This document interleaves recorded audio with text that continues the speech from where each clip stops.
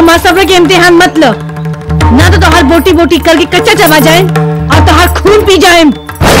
हमार खून पीबे? रे हमार जहरीला खून पिएबे तो वही समय मर जेबे। लेकर समझ जो ओकरा के उठा के लाके डाल दे हेलीकॉप्टर में, जो साली के।